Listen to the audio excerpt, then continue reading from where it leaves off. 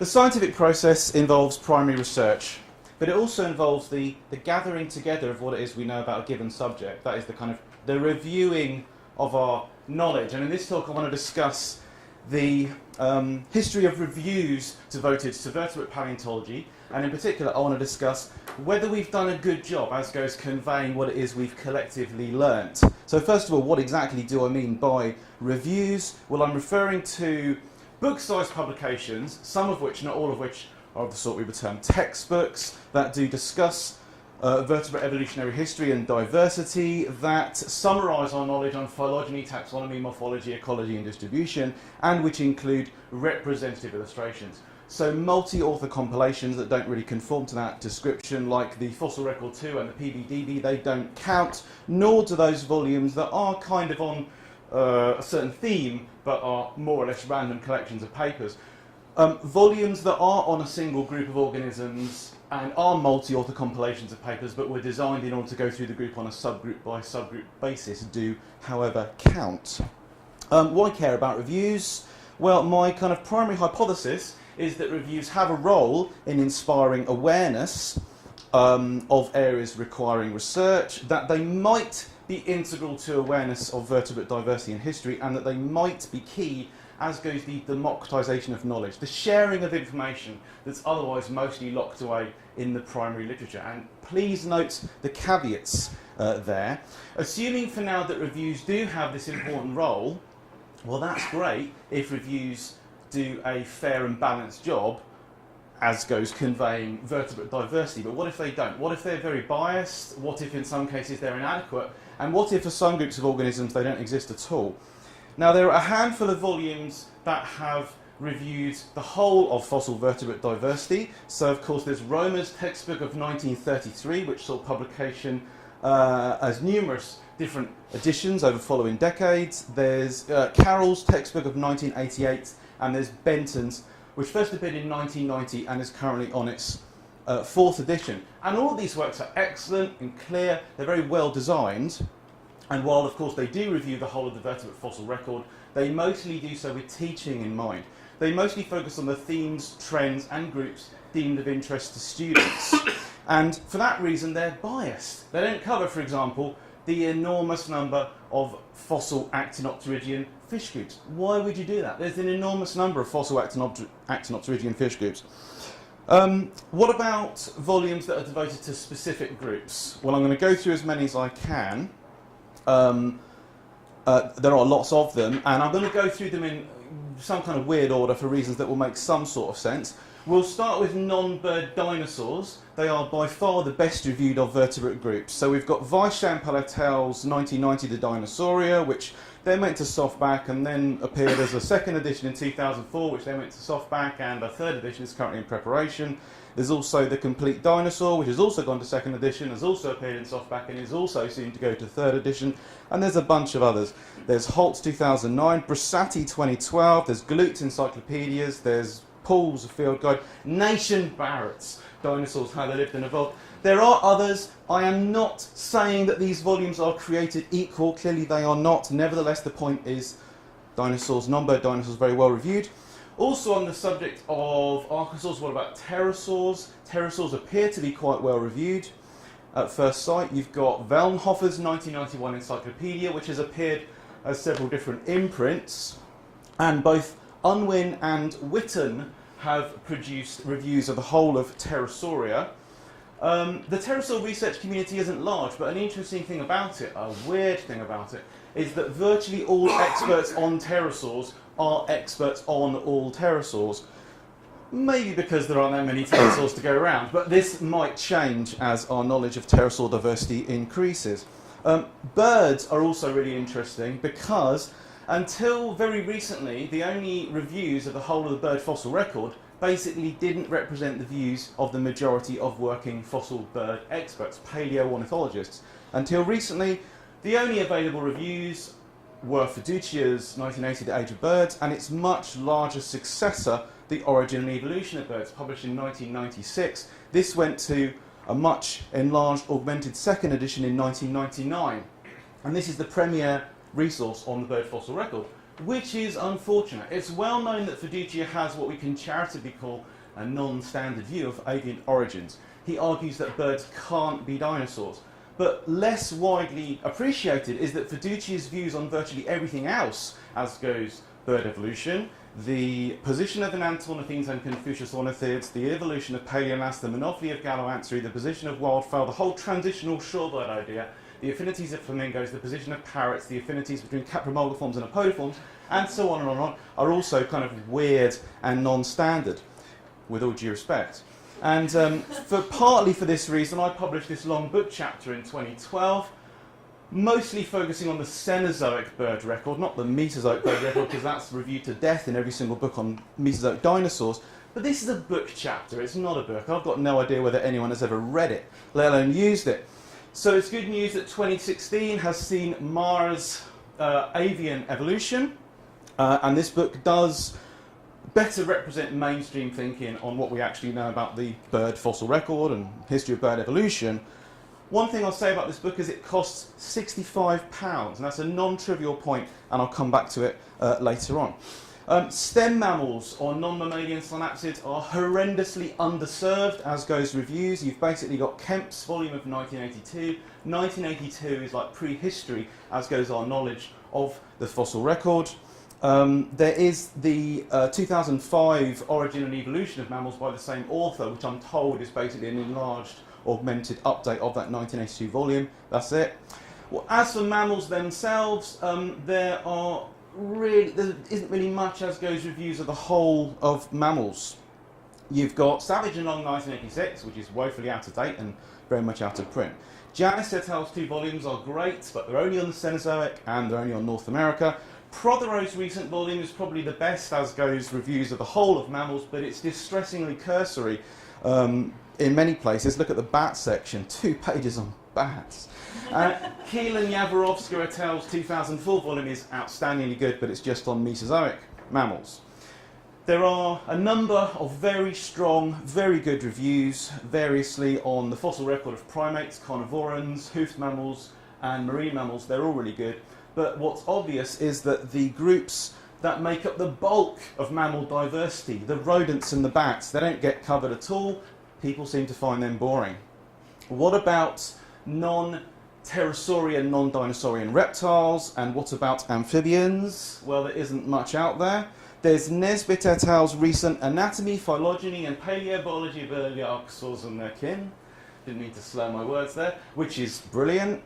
On amphibians, there's Clack's 2002 Gaining Ground, which has just gone to a 2nd edition.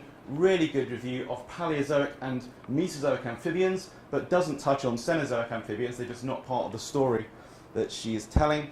And also on amphibians, there's Carroll's 2009 The Rise of Amphibians and Schock's 2014 Amphibian Evolution. And both are really strong on themes and trends, but they're kind of a bit brief on the animal groups themselves. That's basically it. There's nothing as goes reviews of fossil lepidosaurs, turtles, crocodilomorphs. There are Holman's books on various extinct reptiles and amphibians, but they're just on North American animals. Amazingly, there's nothing good out there on Mesozoic marine reptiles. Ellis's book is not a review. Calloway and Massari in 1987 is basically just a random collection of papers. Now, there are the 23 volumes in the Handbook or Encyclopedia of Paleoherpetology series. Some of these are fantastically good and used by specialists all the time. Others are next to useless. I won't say which ones I'm thinking of. And these are kind of different from most of the other, well, all of the other reviews I've mentioned so far, in that some of them are kind of more like taxonomic catalogues than reviews per se. And I'll talk a bit more about those in a minute. What about that 4-letter word that starts with F, although I should say they're 6-letter words? Given that tetrapods are giant dirty land fishes, I am using fishes in the colloquial sense, non-tetrapod vertebrates, and yes, the correct plural is fishes when referring to animals of more than one species. Now, I've never much liked fishes, and clearly neither does anyone else, because you look at these grand reviews of vertebrate history, and fishes just get a couple of pages at the start. That's actually accurate. You get a few pages on jawless vertebrates, the evolution of gnathostomes, You're then introduced to an archaic bony fish, then you're on to Sarcopterygian diversity and the origin of tetrapods. To quote Naish, 2017, popular accounts of evolutionary history typically discuss fishes as a prelude to the evolution of tetrapods in the Devonian, but then fail to revisit them. So what actually exists, as goes specialist volumes produced by fossil fish workers, paleoichthyologists themselves? Well, they've been, I submit, extraordinarily bad at producing reviews. There's Janvier's 1996 Early Vertebrates, which is really good, tons of detail, tons of diagrams, but it's now hard to get and it's hugely expensive, hundreds of pounds. You can find it online for as cheap as £1,002. Also of 1986, there's Maisie's Discovering Fossil Fishes, which is great, lovely illustrations, but now out of print. And then there's Long's The Rise of Fishes. It's just gone to second edition. It's seen several different imprints, and it's brilliant, amazing, good colour photos of fossils, loads of life reconstructions. I like both these books, but problem with them is they're really biased towards Paleozoic and Mesozoic fishes. Paleoichthyologists don't much seem to like Cenozoic fishes, which is kind of crazy because this is the group that includes the bulk of vertebrate diversity. Most vertebrates are Cenozoic fishes. I've discovered that, paleontologists find them kind of, boring. Those two books, they do sort of introduce them. They get a couple of pages where they introduce the main groups.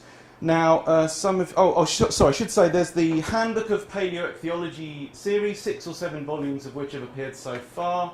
They're quite hard to get. They're moderately expensive, but they're worth getting if you like that sort of thing. There's also the Mesozoic fishes books, but they are, again, not reviews per se. They are multi-author volumes resulting from an annual conference. Now, some of you will know that I am working on a textbook myself, and I just want to say that I have tried to give fishes fair and equal representation. Here are some illustrations. There are an awful lot of them. There are my feeling is that any review of vertebrates should be at least half fishes. Fishes.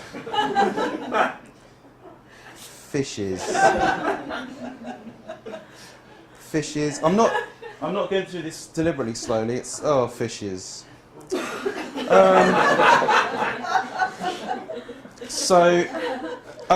One final comment. What about the? I said that would appear in this.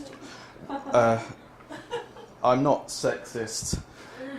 What about reviews that discuss the efforts of paleontologists themselves? Well, at the moment, there's not that much out there. There's obviously your volumes on your famous classic paleontologists. There isn't really very much that discusses particular phases of research history. There are some particularly good books that do exist. We could do more of that. We could do with more of that kind of thing. Nor is there much. There's nothing in the way of kind of some grand review of the whole of paleontological history, although I'm not really sure how feasible such a work would be. So what patterns emerge from the reviews that exist? Well, it's obvious that popular groups of animals, those that attract and excite the interest of both the public and researchers themselves, they get written about the most. It's inevitable there will always be more volumes on tyrannosaurs than on Miocene hamsters. Now, if you're a dinosaur worker or a hominid worker, it seems almost expected that at some point in your career you'll churn out at least one popular volume. And nobody seems to think this way in the fossil amphibian research community or the fossil fish research community. And I'm saying, maybe people should think that way. Fascinating, worthy books can be written on absolutely any subject if they're done well enough, although I'm not sure if those are actually examples of the point I'm trying to make there. So, scientists who work on fossil rodents, bats, lepidosaurs, fishes, crocodilomorphs, etc., they should be encouraged to produce well-illustrated review volumes. Let's have less bloody dinosaur books. And yes, I do appreciate the hypocrisy in saying that. Given the enormity of the primary literature on the fossil record, its widely scattered nature, and the skill, expense, the skill, expense and time involved in collecting it, the production of reviews would seem to be a good and noble thing. And I would argue that we need such works, with the we being humanity in general, not just technical researchers. We aren't all associated with, you know, grand academic libraries that house a good amount of technical literature. And if you're outside of academia, review volumes can be one of the best ways of obtaining access to a hopefully substantial amount of information. Science historians and social scientists and others who've examined the role of textbooks and other reviews within culture at large, thinking of the writings of Catherine Olesko and others, they've said that textbooks are really important because you have authors mixing data and models with commentary on how the data and models are accepted, you know, by workers at the time, and these works do that better than do the actual primary literature, it's been argued. Thomas Kuhn in the 1962 The Structure of Scientific Revolution specifically says that textbooks almost uniquely define the legitimate problems and methods of a research field, and again apparently do this better than do primary technical papers. So there is some kind of argument out there as goes to the significant role of such works within science teaching and the democratisation of knowledge in general. But when it comes to actual empirical research on this, on the impact and usefulness of reviews, it seems to be really scarce. I can't pretend to have done an absolutely, you know, thorough search of this. It's outside my area of expertise, but my thinking is that more study is needed on this. I did a bit of informal polling and got absolutely useless and inconclusive results. One thing that's hardly ever discussed whenever we talk about books is money. Many of the books I've mentioned are prohibitively expensive. So, for example, all five, I know that's four, but I'm talking about five, all five of the most recently published Handbook of Paleoherpetology volumes, they all cost €100 each, £88. To pick another example, not to pick on Tom Kemp, I like him very much, but his recent The Origin and Evolution of Mammals as a softback costs over £50. Why not buy a cheap ebook version? Let's get it for the Kindle. For the Kindle it costs £45. Now, I can appreciate the argument from publishers that some books have to be expensive in order to cover production costs and in order to compensate for an ultimately low number of sales. But if we're serious about the democratisation of knowledge, I think we've got a problem. And furthermore, the data on increase in price of textbooks over the past few decades in the United States, textbooks have increased by over 800%, a figure marginally above inflation, and across the same time period, spending by libraries has not increased. I think it's increased by about 1%. Now, increased democratisation of knowledge on the fossil record is presumably a good thing, but do we actually need this to happen? Isn't the information already out there for the people who actually want it or need it? If we lament the lack of books on fossil fishes or frogs or lizards or whatever, is there really a call for such works? Is the fact that they don't exist a consequence of economics and demand? Well, it's kind of difficult to answer those questions. If you're thinking, who's going to buy a book on fossil rodents or fishes or frogs or whatever, surely it won't be a success. Well, I submit that most scientists who write books on a given subject do so because they're enthusiastic about it and because they want their knowledge and experience on it to be disseminated and popularised. And ultimately, in fact, there probably is a call for such books. Do a bit of market research and you find that people do actually want books on these weird, obscure vertebrate groups that don't much get covered. And what is success in scientific publishing anyway? The majority of the people that write these books already have salaried day jobs. They aren't relying on the books as their primary means of income. I think when we say the success of a non-fiction book, we're talking about critical reception, outreach, education, democratisation, usefulness in the utilitarian sense. So, some take-home points from all of this. The contention that reviews are crucial or essential is supported by some commentary from science historians, social scientists and others. There is some anecdotal support for it, but empirical research on this question seems to be lacking, and I think that more investigation is needed. Reviews are definitely biased for several reasons. Charismatic groups, obviously non-bird dinosaurs in particular, are very well reviewed, and a large number of other groups are under-reviewed. Paleoichthyologists, rodent workers, lepidosaur workers and so on, they're encouraged to produce well-illustrated reviews. When producing a holistic review on the whole of the vertebrate fossil records stop cheating us out of the fishes, especially the Cenozoic fishes. I can't believe it's come to this, I really can't. And many reviews are prohibitively expensive. Views differ as goes whether this matters or not. My personal feeling is that it does. And the production of volumes that cost, say, more than £50 should be considered problematic and maybe contrary to knowledge democratisation. Thank you very much.